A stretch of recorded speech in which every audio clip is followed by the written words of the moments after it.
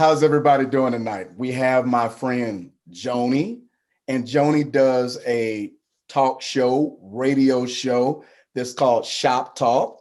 You can listen to it Friday nights at 6 p.m. Eastern on iHeartRadio or on YouTube or Instagram. I'm sending a special shout out. That was not a commercial. That was this Appreciate that. professional Mm-hmm. lady reached out, embraced me, and gave me some good advice and even helped me in some areas. And so I just want to say personally, I highly respect you, Joni. I thank you. You look very lovely this evening. Thank And I you. have looked forward to having you on I know, just to right? talk. So what's going on? Okay. I'm right here. I'm right here. I appreciate you bringing me on. You know what I'm saying? It's a little different for me, but hey, I appreciate it. And the name of the show is Shop Talk Radio 2020. I Okay. changed that up a little bit. So Shop Talk Radio 2020 for the Okay. people. Mm-hmm. Since I've been following you and listening to you, I was already impressed. And then when we had our conversation and interview, I left with the impression that you are not only diligent and business minded, but you're compassionate. But over the last month, just from my observations, I have seen you really take a lead role on calling on whoever is listening or watching you to begin to step up in their communities. And you're calling the younger people, I'll let you put an age on that, but the younger people, you're calling them to a level of accountability. And so tell me, I'm not going to say what the change was, but I believe, and if I'm wrong, I can stand to be corrected. There was a shift because you already about your business. You already doing Mm-hmm. things to help the community. But I'm saying the last month, as I listened to you and watched your Mm-hmm. guests, and even one time I heard about a 15-minute dialogue by you pleading with the community and young people, let's make a difference. Tell us about this. Yeah. I think the shift was it was a different feeling for me emotionally. Now, when I'm speaking on the young people and speaking about change and let's, it has to do with the trauma of the killings of Black people, and then the trauma of missing children, missing even adults, young Black uh, women are missing and stuff like that. So just a lot of trauma has been going on, and now it's shifted to my emotions. So that now it's just not the feeling. You know what I mean? The feeling was anger. You know what I mean? Now the emotion is more trauma. Like it's really passionate. As far as we just need to stop with the violence, and then also the killings against Black people. It's just enough is enough. Okay, so can you identify what you believe is the source of the problem? You mean This as is your far as opinion. This is your you? opinion.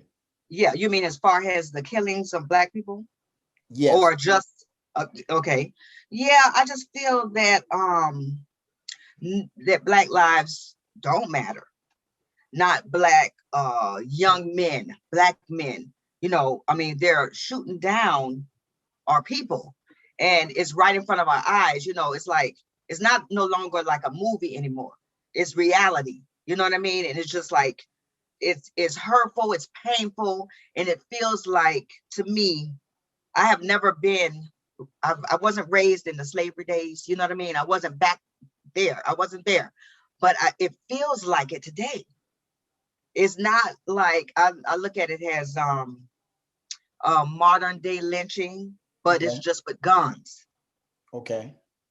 So do you believe that one race or all races are against young Black men? I'm just looking for a little more detail. Okay, not all races are being gunned down. Okay.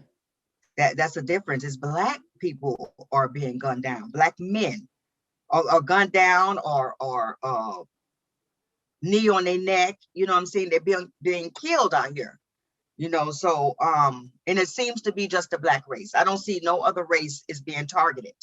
I'm not seeing it. I don't know if you see it, but I haven't seen, it seems to be something against the Black race. It's like a fight or a war going on. Okay. So if you So were speaking like the president has a presidential address, because there are many different races that watch this YouTube channel, if you had something to share with whosoever watches this interview concerning the senseless killing, in particular, of young Black men, what would you say? well, I would start by saying that they are our children, they are our brothers, fathers, uncles, our family, our community that is being taken away, and it's hurting families forever. And it seems like the justice that is not being taken serious, to the point to, if you take a life, it has to be more than just a slap on the wrist and you get to go home and maybe choose another job if you get fired. So it just seems like it's not accountability held there. Okay. So Okay. So speaking, because I'm Black, at one point I was younger and I have an open mind. And one of the discussions that I recently had with my friend who we're on a podcast together, we mhm, spoke a little bit about this, but my viewpoint to him was when I was doing wrong,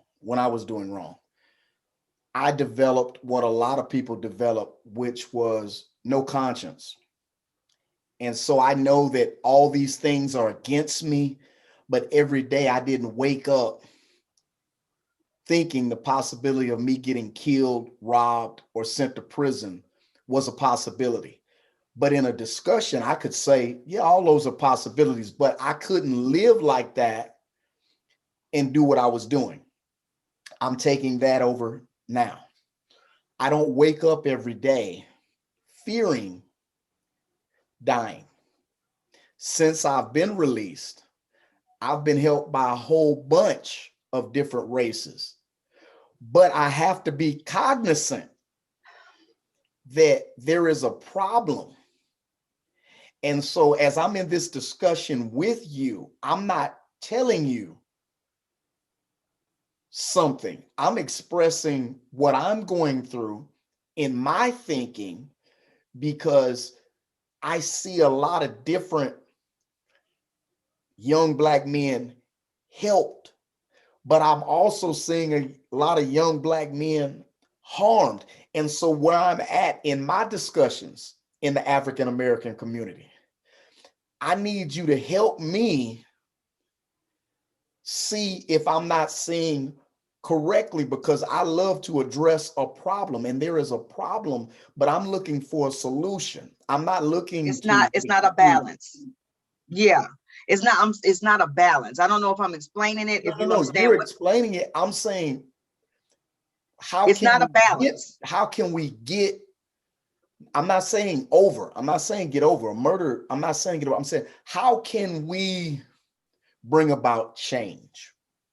That's why I'm just stating We my Okay. thoughts are always, okay, I got it, I hear it, I see it. Tell me what I can do to affect change. And I'm telling you, I'm on board. But what Okay. I'm not going to do, I'm just saying me, what I'm not going to do is argue with somebody, get mad at you, and I don't have a solution. If somebody says, okay, what's your solution, Oliver? And so that's why I'm available. And I'm happy that you're bringing this up. And I feel comfortable discussing it with you, because you not only have sense, I know you care. But Yeah. there's a lot of people committing atrocity. I know you got to have some sense. You see Right, but people people are are not hoping, thinking. right? People are not thinking. You know, they're going off of action and impulse and adrenaline. You know what I mean? And things are happening, and it's happening to our people. It's happening to Black boys, and they're taking away our men. And it's frustrating. You know what I mean? It's like people need to get out and vote. Like when it's time to change the laws have to change in order for change. You know what I Okay, mean? We could okay. go out there and we could riot, we could go out there and we could get angry, and we can go out there and we could protest.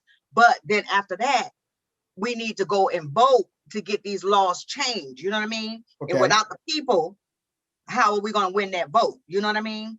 So that it can start there. I- that's one.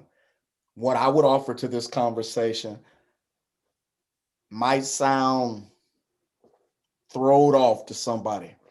I think most people fear what they don't know. And I'll just make it real simple. It's easy to do harm to people who I don't have friends that look like you. I don't go to church with people that look like you. I really don't know you. And the little bit that I know of you, it's not good. I think when I say dialogue, and I'm going to be very specific, I think people need to expand their comfort zones and begin, because legislators are up here, neighbors are down here together. And it seems like the only time neighbors come together is when there's Is it tragedy right? And or it's trauma. bad weather. Right. And so what I'm saying, and I'm just throwing it out there, and I may get some bad feedback, but I'm going to say this. If everybody in Missouri stays in the same little town, why wasn't y'all talking before somebody got killed? Right. I'm The saying community common gotta come. decency. Yeah, I'm not trying to Right. sweep nothing under the rug. I'm trying to say, like I know. If you and I know each other and you do something to offend me, it's going to take me more than a second to respond negatively, because I'm going to consider, okay, I know Joni, but when I don't know you and you step on my toe, or I'm Right. scared of you and you just look crazy. Right. And so when you said the laws, I agree with that. I also think people need to begin to interact with people that don't necessarily look like you. We do it in business. You've been in radio. Yeah, we I'm do it just in being honest. business. I mean, what do you mean, like interact as far as I'm saying the that people, or what's you, or as far successful as the business, police? I'm saying period. A policeman is merely a profession. I'm saying when they take a uniform off, they still live in a neighborhood. But I'm they only saying come in our neighborhoods if it's trauma or tragedy. That's when they come, and then they don't come right away. They come, they take their time to come. So when it's I'm with trauma, you. I'm saying beyond the neighborhood, no matter what neighborhood whether it's rich or poor, we have malls, we have restaurants, we have different organizations and schools where Black, white, Hispanic, Asians come together, but they don't associate. And I'm saying right? there are police officers, there are government officials, there are gangbangers. They all at the high school football game. Mm-hmm. I'm saying that is an opportunity to talk. To talk, I yeah, don't need I'm just saying me. I don't need a rally to speak to people at a football game, because if your son is in the backfield and my son is the quarterback, we see each other at practice. There is not a police department or government legislators that their children don't go to school with other races. right. But if we all just pull up in our vehicles and pick up our kids and go home, but never speak to one another, I'm saying that is fertile ground for racism, tragedy, and misunderstanding. That's what Well, I that's mean when I what's say fellowship. that's what's going on right now with what's going on in the outside world. You know, with the killings and missing children and all kind of tragedy. You know, all kind of things that happen all around us. But then when the kids or businesses or people go into workplaces and they work together and they congregate, they're there for that moment to get along. They're with all races. So then when they leave, no, they're not going to be around those same races of people, you know. So I see what you're saying. You're saying it needs to be like um There needs to be togetherness, more interaction. a togetherness. Yeah, interaction. Because even if we look, and I'm not going to speak for your neighborhood, but we had my grandparents, they had an east side and a west side, basically made up of the same race. But the people who knew people on both sides, they never seemed to go to the party and get beat up or shot or stabbed. But I'm east side, you west side, and you the same race, but it's because you're not communicating with each other. So you see more of the differences than the likenesses. And so what I'm doing, because that's where I always shut the conversation with a period for anybody. What are you doing? Okay, Yeah. whatever problem you pointed out, what are you doing? So I'm going to answer that question first, and then I'm going to ask you that question. What I'm doing is I'm with the different races, whether it's young Black men, whether it's older white men, whether it's Asians, whether it's Hispanic. What I do is, do you know anybody like the people you talking about? Because you have a whole lot of opinions of why they are the way they are, and they have an opinion of why you are the way you are. But I'm telling you, I talk to this race, I talk to them, and I see problems with everybody.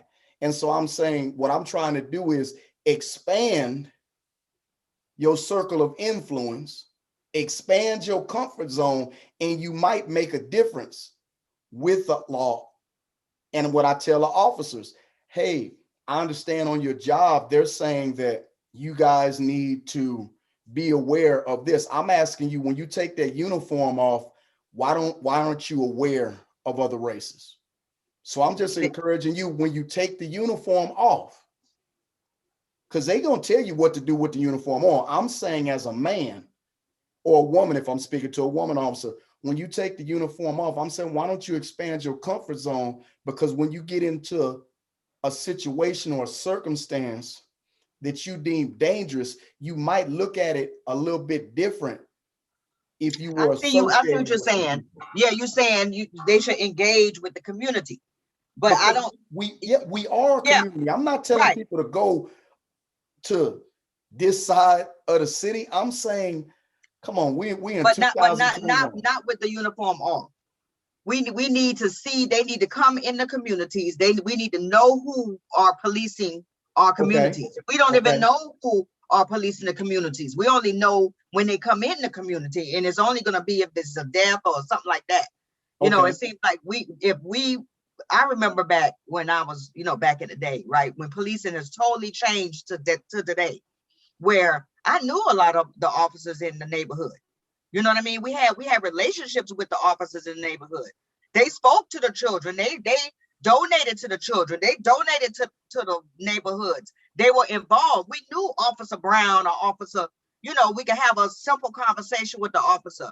Just de-escalate if it get the rise, if the situation get too high, it could de-escalate, because I'm able to say my opinion or say, well, officer, could I ask you why you stopped me? And clearly he'll give me an explanation, or she'll give me an explanation. But today, you can't even ask a question. If you ask a question, you're out of line, or you're disrespectful, or I don't know. It goes from 0 to 10. If you, I guess, ask a question, or you reach a certain way to get whatever they're asking for, or it's out of control. So when do you, in your opinion, think that changed the relationships between officers and the community? Just, I'm not looking for a date, but generally, you're not looking for a date. Okay, so generally, I mean, I just think it's the lack of. What they did was, I think it changed when they bought other units from other communities or other states into our communities. You know what I'm saying? That's what I'm looking for. Okay. Yeah. So that's actually what changed. That shifted. So you got these other officers or with a different mindset. From Wyoming, or Ohio. I don't know. I'm just naming like Wyoming. You understand what I'm saying? Yes. So they come in with the brim hats, you know what I'm saying? The sheriff minded, you know, it's a whole totally different mindset when you coming into More military than community. Yes, right. No community. They coming in straight military. More discipline than relationship. Well, I'm not The saying reason they I'm have to have saying relationships, when I was in school, you had officers there not to protect, but just trying to help the kids. Right. You know what I'm saying? Just stopping by the business. So I'm saying relational versus relational. I'm here to protect the school. I'm looking left to right to protect. Hold up. Right. It was both. It was balanced. Okay. When I had asked you earlier about the balance, you talking about maybe balance. Okay. That's what I'm thinking. Like maybe, I mean, the officers today are so angry. Not all. Let me say this. Not all officers are bad. But what's happening lately and what has been maybe, I'll say the last 15, 20 years, it has changed. Okay, let me ask you this. Now, this is going to be a stretch for you. You ready? I don't know. I'm saying it's going to be a stretch, so take your breath. I want you for a moment and just work with me. I want you to put your mind. Okay. You are an angry police officer. I'm saying you, Joni, you are an angry police officer. I want you to do your best to explain to me why you mad. If you were an angry police officer, I want you just for a moment, work with me. Work with me. Why are you mad? I couldn't place myself to be one of those angry police officers that's upset right away or upset after the first 3 minutes of a citizen that you stopped or that you encountered, and you're upset in the first 3 minutes. You're mad because maybe the person asked a question. So I couldn't place myself to be that type of officer. If I was an officer of the law, I'm gonna be, my heart will be involved. I'm a caring type of person. So yeah, I will arrest you if I have to. Yes, I will do what I need to do. You know what I'm saying? My authoritative. But at the same time, I will listen to what it is you're trying to tell me. I'm not going to just automatically just get angry and upset with you and, and violent. And it just cause too much, it just be combative and cause too much rift. You know what I mean? So it's I couldn't answer that question. So that's, I'm me as a person. So I can't put myself to be an angry officer. Okay. Well, I asked that question only for 2 reasons. One, have you ever seen the movie Crash? Mm-hmm. So you had an officer, a white officer, whose father had a medical condition, who basically, when he took him to the little clinic or whatever else, in my perception, I only saw the movie one time, the black woman who receptionist or whatever else say, I ain't got time to deal with it, and then call security on you. Mm-hmm. And he turns around, and because he's mad at the black woman back at the clinic, turns around and accosts this black man's wife in front of him. The only reason that I bring that up, because that movie was pivotal in my life to help me understand that people can do wrong actions, but everybody has a reason why they do what they do. That's why during my years of incarceration, I would sit in baptism classes. I have a child molester over here. I have a gangbanger who you killed 3 people, but you didn't make death row. I have a man over here, you taking people's property and have a history of coming close to raping people. And then I have this gentleman over here who he was just a drug dealer. I just sold keys and destroyed communities. And I would look around the circle and I said, can you guys understand why each other did what they did? I can't understand a child molester. I can't understand them gang members. I can't understand them dope dealers. And I said, well, it's awfully funny. The only thing that has all of you here is Jesus. So I said, I'm just going to say this to you.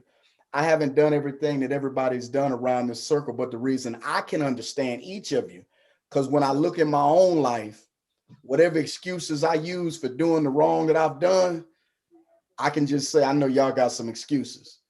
And I said the key word, excuses. I didn't say it was right, it was wrong. And so I appreciate, you couldn't stretch your mind that way, but I know people do things for reasons. And I can't, I'm just looking in the mirror. I can't Right. So approve of my gang banging partners, and I'm yeah, not you saying can I only approve speak of for that. yourself. Right. Right. So I just look in the mirror and I don't justify. I say I serve my time. So am I for justice? I'm for justice. Am I for fairness? I'm for fairness. But to get in a conversation where I can't fathom at all why atrocities are taking place, that's foreign to How me. would you handle something like that if you were an angry officer? Number one, how would I handle it?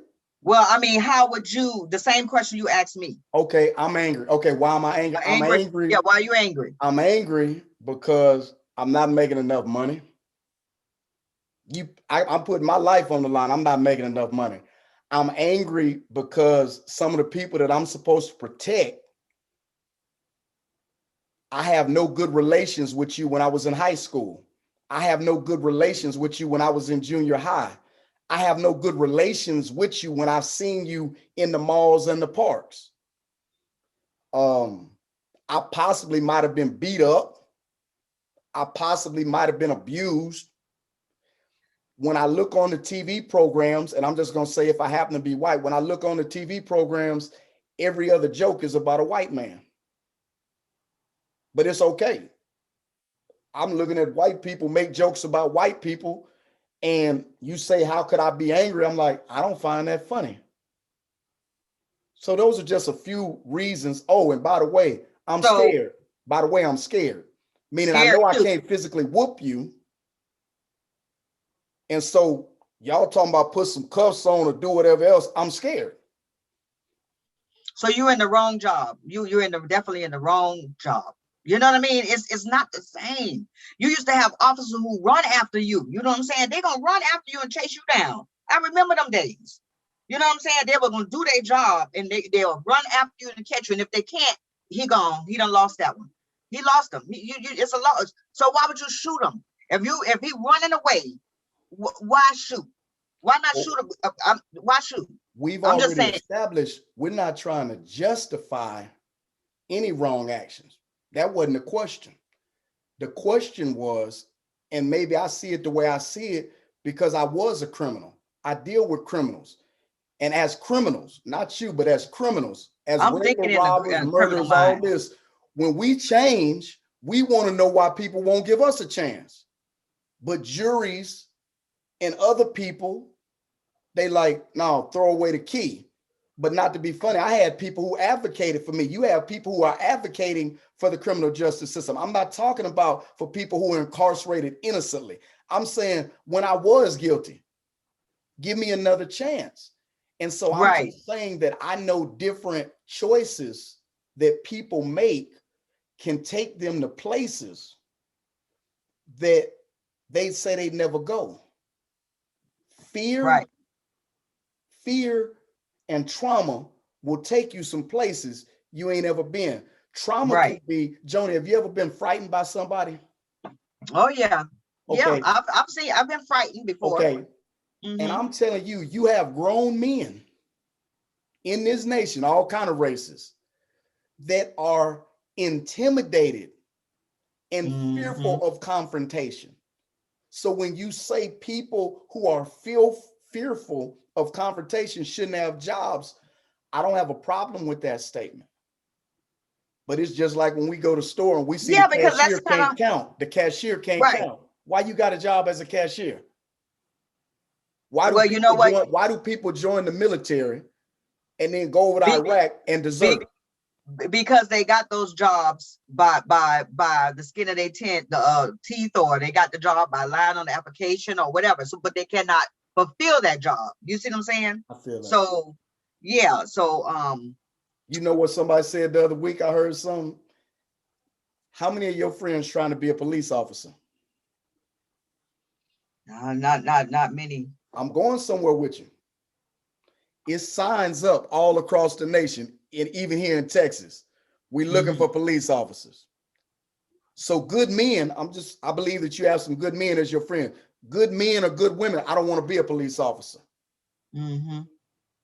So we got some bad people who are police officers. We have some good people who are police officers. Right. But over here, man, it's a bunch of good people over here. Any of y'all want to be a police officer? No. So who gonna be a police officer? It's just the reputation has been I don't know, depleted. It's just not you protect and serve. That's what you're supposed to do. And the protect is not there. All they doing is serving as, oh, excuse my language. They serving, it's what they're serving, we tired of. I know I am. I got sons out there. For those who are behind bars, ask some of your friends in Florida. Sometimes authority, no matter what the race, corrupts, because it's a whole bunch of authorities behind the walls that's doing the same things that's happening outside the walls. Oh yeah. Oh yeah. But I do love the fact that you said we need to get out and vote. Those who can. Different states, different rules, but here in Texas, that felony, you will not be voting if you still on parole. Last time I checked. Well, no. If you have completed your parole, if you own parole, right. Okay, you will not be voting. Last time I checked. Right. Yeah. So for all of those who are watching this, Joni is advocating when we have an opportunity to make a political statement to get individuals who are for justice as well as judgment. And that's a lot of judgment. About that says them that are in authority, they're not given that authority just to hold it. They're given that authority to execute vengeance on evil, not right, not to misuse, not to hide behind. But I would also advocate what I shared, that get to know people, because no matter what people's professions are, you're going to pass them in the airport, you're going to do some business with them, and you never know what a hello might do. You never know what hey. When you say get to know people, are you talking about the authority? You talking about the officers? Or are you talking about just people in general? Authorities are people. Yeah, people. No, we're specifically talking about authorities, but I'm saying without a uniform, without a title, they're still people. They're people before they were authorities. Before the president was the president, he's a person. If we just reach out to people, we'll end up touching authorities. We'll end up touching the different people who hold the positions of police officers. And so hopefully someone hears. So hopefully someone hears this testimony. Hopefully that's the people you're talking about that can make change or something, bring something to this. Well, that's why we're here. That's why I got excited, because I know what you're about. I wouldn't have brought you on here if I just thought you wanted to talk about some music. But let me say this: I am a woman out here, a Black woman, citizen, productive citizen. You know what I'm saying? It's a lot of us that are productive out here. You know what I mean? People have faults. People will make mistakes. You know what I mean? Young people, Black people, Indian people, whatever kind of people. But what I'm seeing, that you had asked me what happened, you seen a shift in the last month. It was an emotional shift that happened, like a trauma, that I'm just overwhelmed with all the death of our people. You know what I mean? So I don't know how we can fix this, or hopefully they get it. Hopefully. Who is they? Legislators and the people who are running the police force, commanders or whatever you call them, that are running their force. Maybe they'll have a little bit of sympathy, empathy of our people that are dying out here. You know what I mean? That's my whole focus. It's just that, Well, I would give you this hope. I'm not going to mention the state, but it's where you from. So that's if they know where you from. I spoke to an official about a month ago who made this statement. Hey, I'm really trying to put together a program, because punish, discipline, it's not working. And I gave that individual this short testimony. It wasn't official in your state, not your current state. And I gave him this statement. I said, if you keep making the efforts you're making, you may be one voice and it might be a whole bunch of people ignoring you. But I'm telling you, it matters to people, because I've been in situations where I felt abused. I've been in situations where I felt unfairly treated, and the individuals who at least made an effort to rectify, made an effort to bring about change, I still remember them. And that's what influences me from just going all the way over here and saying, ain't no good people. But I'm also conscious that it's a whole bunch of stuff going on. So I would just say that to you, you know, because I haven't been able to reconnect with that individual, but we came across one another, had a good meeting, and they were looking for that. And I was like, I pray that you find that. I pray that you find that. Well, I say each one teach one, and we just got to do better. You know, has a community, has a state, has a people, has a union. I mean, what happened to the human race? You know what I mean? Humanity. You know, Okay. I'm just that type of person. You know, all the logistics of it. You know, I understand my place. I understand, you know, people, the different races. I just don't see, you know, things that's happening to Black people is happening to any other race. I don't see it. Not saying I wanted to, but I just wish it would stop. You know what I mean? I just don't see it. Okay. Do you see it? Do you see any other races that are being attacked like we are? Well, do I see it? Yeah, like First, do I you know. see it? First, I'm gonna say no, but I don't know, and you can correct me. Or I know somebody watching this will correct me. I don't know another Yeah, me too. nation in the world where 13 or less percent of the population has achieved or has as much influence as African Americans in America. I repeat what I said. I don't know any nation where only 13 or less percent of a particular race in that Race. nation has made as distinct a difference as African Americans have made in America. So I can't ignore that either. Okay. Okay. That's good because I was With want to see if much, we're on with the much, same yeah, with page. much responsibility, it's gonna come a whole lot with that. Mm-hmm. All right. Yeah. Well, I appreciate you, and I'm happy, and I'm glad, and I'm gonna continue to watch and Yeah. listen. I see you watching. I do it I late. see You you know, I'm watching ripping and and listening. running, but I wouldn't know what you're talking about if I wasn't watching. So Yeah, I I appreciate appreciate that. all that you do, and that you do genuinely care. And in all honesty, my first thought was not this is going to be a great interview. My first thought was I'm glad that anytime that I can give voice, because I believe in you. I appreciate that. Anytime I believe I can give voice to you, I To respect me, it. right. I'm going to do that. I Okay. appreciate it. I really appreciate you even having a dialogue with me with what my passion is and what I'm talking about. So I appreciate that.